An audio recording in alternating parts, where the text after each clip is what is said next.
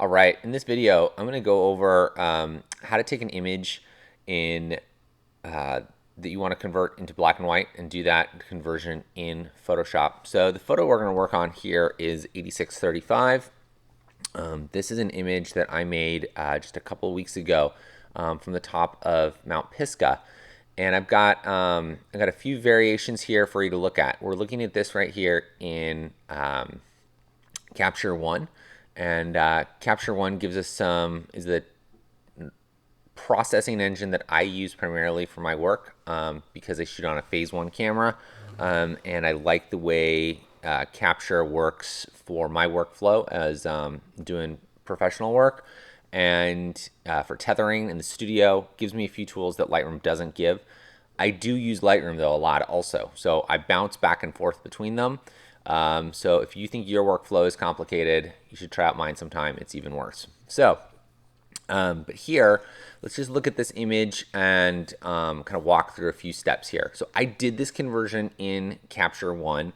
I like how Capture One's black and white engine. It works well for me. I've got a lot of control.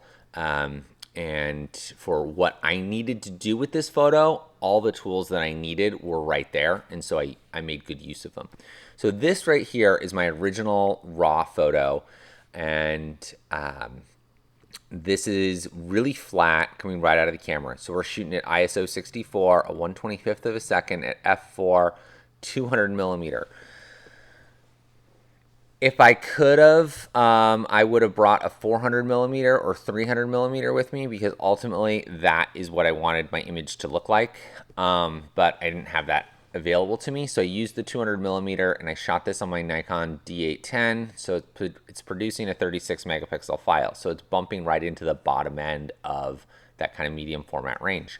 I shot this on a tripod with the mirror locked up so that I could reduce camera shake and make sure that I got a nice sharp image, which when we look in here, you can see everything is nice and sharp.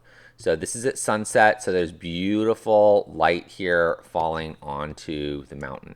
So the thing that I loved about this photograph is the mountain right here and then the little covered bridge in Lowell right over here. So what I wanted to do is turn this into a black and white and then emphasize these two pieces and how they play off of each other. And that's exactly what I did here in my final image right there. Now there's a lot of things about this photograph that aren't really pretty right now. There's been a lot of logging going on lately. So all of these hills are terrible looking. So this soft light actually is great because it kind of hides those things and kind of like what's going on. Definitely a very fleeting moment. So the first steps that I did here, I'm just going to kind of walk through this and then we'll jump over and do some edits. So here's my image. It's very flat. This image here, I went ahead and let's look and see what I did to this. You can see, so here's our histogram, super flat. In our first image, I went ahead and tweaked my levels to get them into range there.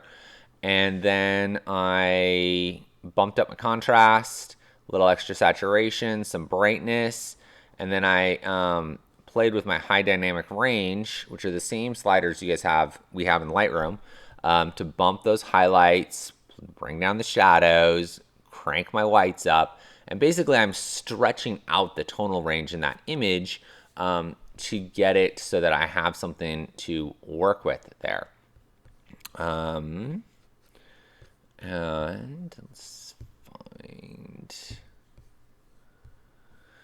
and that's basically what I wanted to do. I applied a little bit of a tone curve to the image as well. Oh, it's over here. I'm looking for my palette. Let me drag it into this window.